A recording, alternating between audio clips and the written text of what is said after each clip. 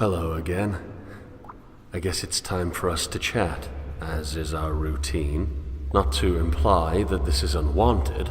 In fact, I think I'm growing rather fond of you.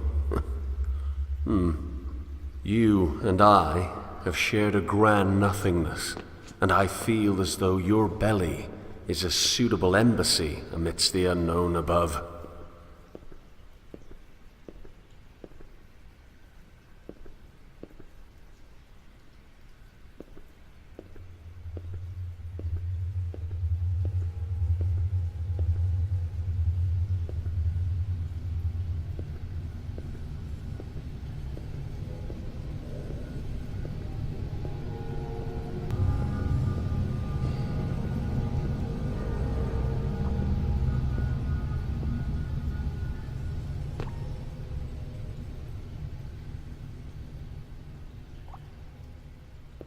Admittedly, and please do not take offense, your innards sometimes frighten me.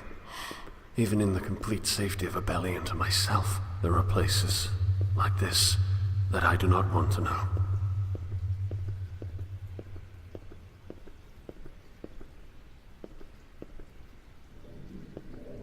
I wonder if the dwellers would cluster together like rats if they really understood the true value of isolation. All of their pathetic little wars and ridiculous assumptions of superiority would be washed away if they all had their own private labyrinths to roam around in. Granted, they could never understand the importance of the individual, the megalomania of justice in the guild, order, and, yes, even the unknowing. It's far too strong. There really is no point in even attempting dialogue. As a child, before the lots were cast, my parents moved around a great deal. The state of motion was not constant, of course, but it was frequent. Honestly, I loved the newness of it. I loved feeling like a sculpture, clay added over and over, but with an artist always ready to carve from my form that which I did not require, continually reshaping my psychology. Bags in front of me during the unfortunately early hours before departure. They seem to decrease in number with each successive voyage.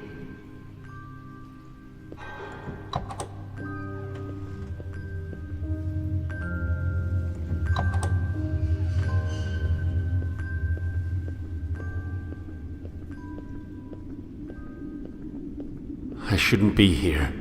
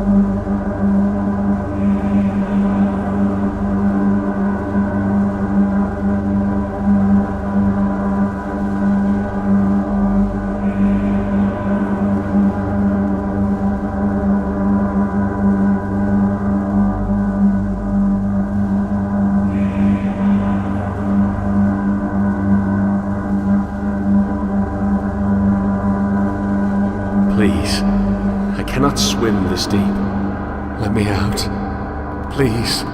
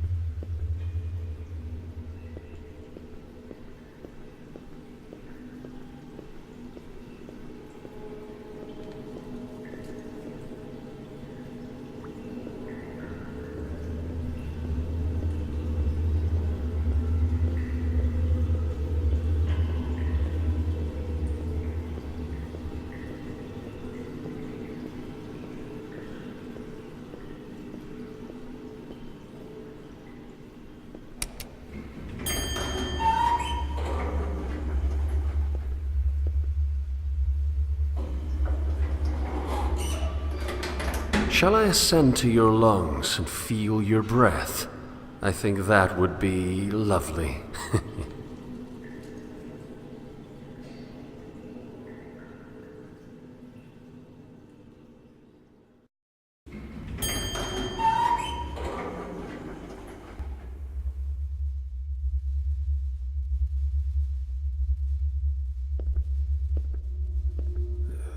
Simple little animals, aren't they? Filthy, no doubt, but can you really blame them? I suppose that if I were to hate them for their nature, I would be just as filthy. It's an odd position. To hate a rat for being a rat is to make oneself a rat all the same.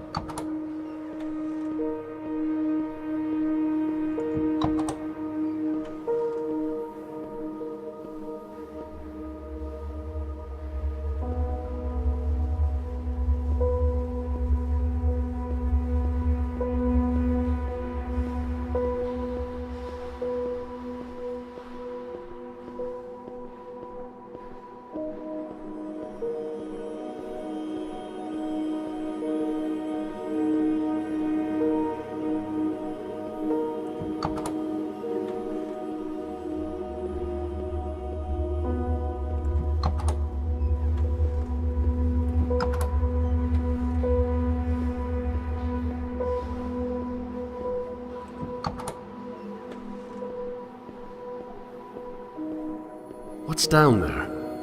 No one ever told me. Not that I know anyone. Apparently, after the Guild took this area from the Order, they felt the need to block off the tunnel leading to an access point dumping into the unclean water. Everyone knows not to drink it, so why block the path?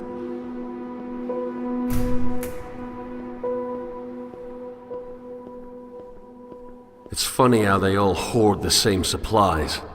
All of it from the old city, and all of it wasted.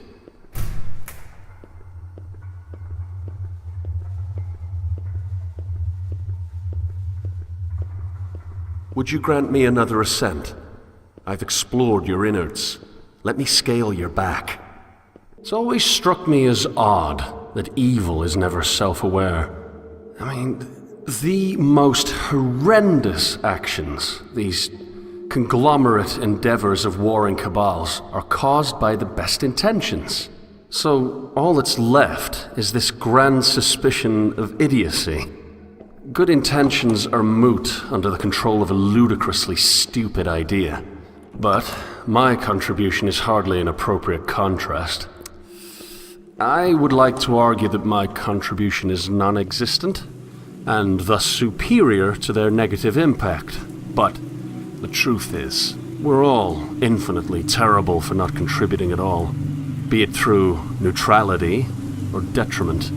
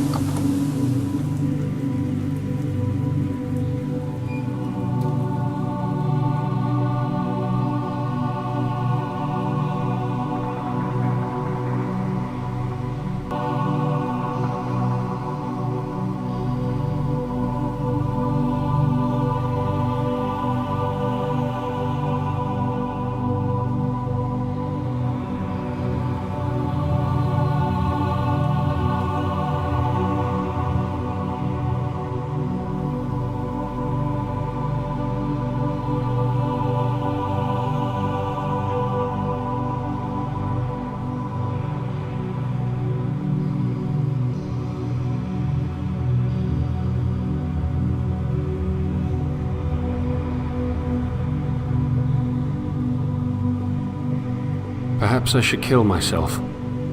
It's a rather funny thought, actually. The standard reason for suicide entails depression. A sad portrait of a weak mind. But my desire for death is far more utilitarian. I feel as though I am useless. And I gather that this feeling is similar to what the others have felt. I do not suppose that any of them felt any particular brand of gloom before the end. Just a single shade of grey. At any rate, I prefer this situation to its emotional alternative. We Minotaurs are only different in that we're honest. We see what our species has become. We see the disease, and we see that there's no cure.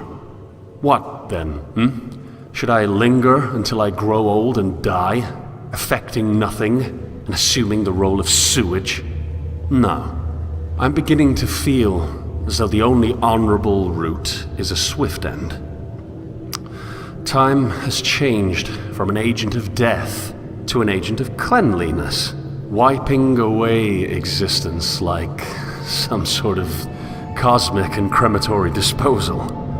And I best incinerate myself before the universe is forced to deal with me through age.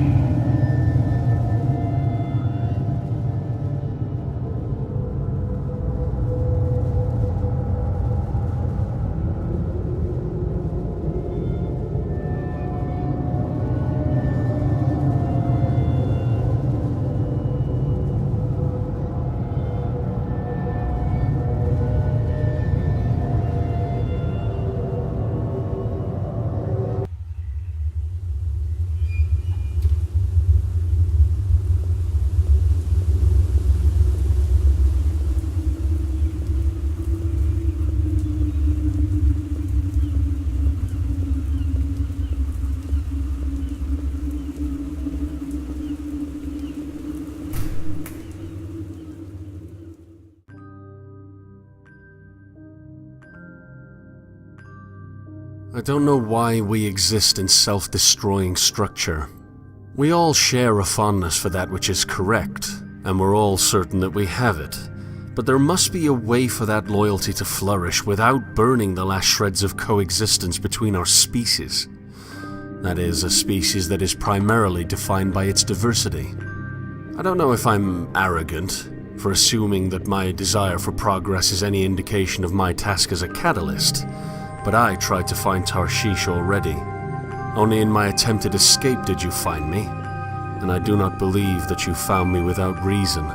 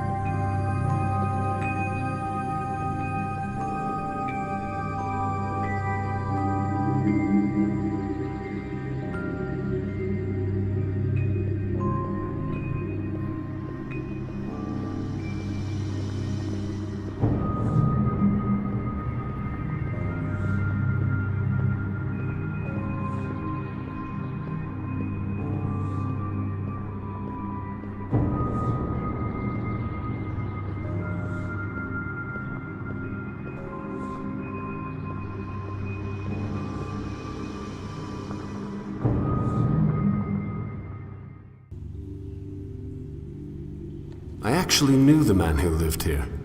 I believe his name was Solomon, though he insisted that the matter was irrelevant. During the few times we spoke, he seemed ungrateful to the point of mental masochism.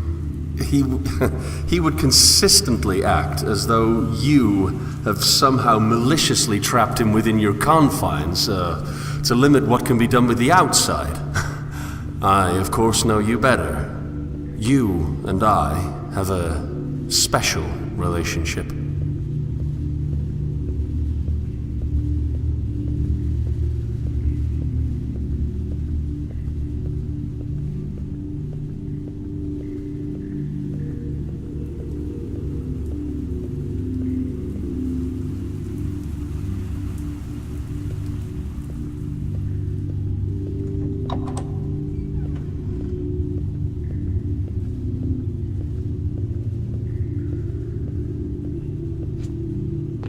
It's true, my world is by no means ideal, and to say this is to admit to having an ideal at all, but that ideal is far beyond my reach.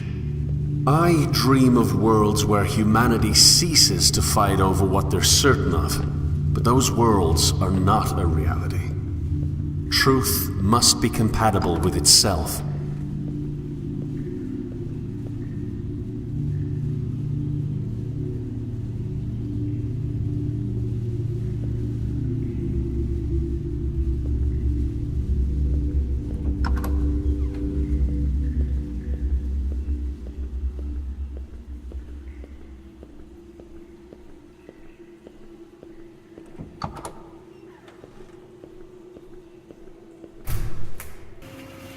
How much do you know of the old world? Did you even exist? Were you thrown overboard when your fall occurred, floundering in a new and terrifying negativity? My transition was not a comfortable one, so in this we can feel a measure of companionship.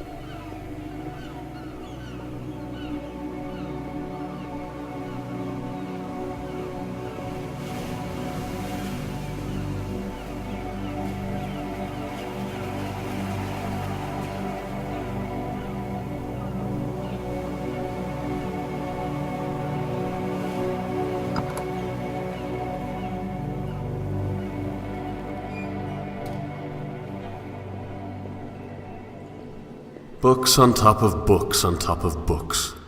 Voices creeping in from the vasts of a larger and more ancient world, now trapped in the claustrophobia of narrow minds and cold halls.